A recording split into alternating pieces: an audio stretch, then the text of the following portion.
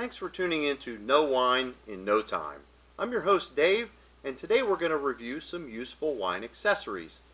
Whether you're new to wine or a connoisseur, one of the most important things that you'll need is a good corkscrew. Now, corkscrews come in many configurations. One of the most popular is the one that screws in from the center and has the two ears on the side. Personally, I think that's a little bit rough on a cork. And one of the things that I like is just a good old-fashioned waiter's corkscrew. So with a waiter's corkscrew, it has a built-in knife, so we're going to go ahead and use that to remove the capsule.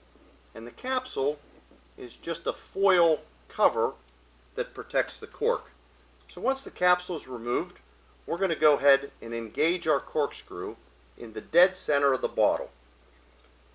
So as we screw the corkscrew in, we want to make sure that all of the spindle is completely down inside the cork. That prevents us from pulling the center out of the cork. Now with this particular corkscrew, there's two stages of engagement. So we're going to put the first stage on the lip of the bottle, and we're going to pull the cork up. Then we're going to raise the corkscrew and engage the second stage and pull that out of the bottle. So at that point, we've easily removed our cork from the bottle. Another accessory that's very popular is a wine pouring disc. And a wine pouring disc is just basically a piece of plastic that you can put in a semicircle and place down inside your wine bottle. Now, why is this important? When we're pouring wine, especially if we have a white tablecloth, a lot of times the drips come down the side of the bottle. If the drip comes down the side of the bottle and we're on a white tablecloth, that can spell a disaster for the host. So this has no drips, no errors, perfect pour every time. The next accessory we're going to use is one called a wine aerator.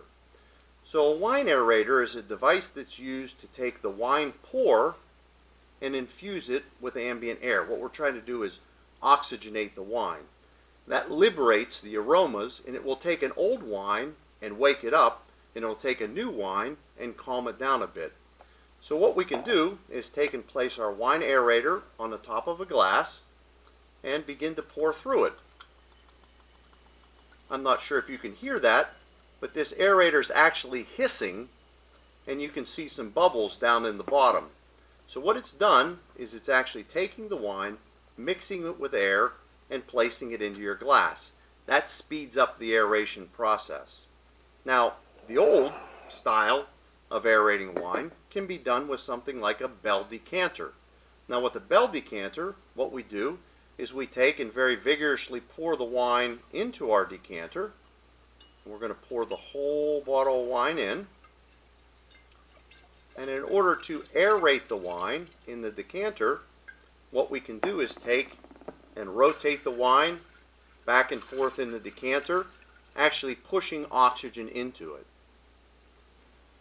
Going back to the glass that we poured, I want to talk about this other very useful accessory.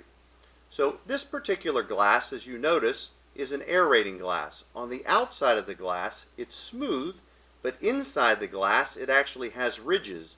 So when we rotate the wine inside the glass itself, what we're doing is actually aerating the wine inside the glass. A very, very useful accessory, and it can take and speed up what would be an hour or two long decant and make it just mere minutes. Final accessory I want to talk about is this one. This is a wine stopper, and probably the most useless accessory that we have. Everybody knows when you get around family and friends, the best thing to do is just to get to the bottom of the bottle. So that's all the time we have for today. Please join us again next time, and soon you'll know wine in no time.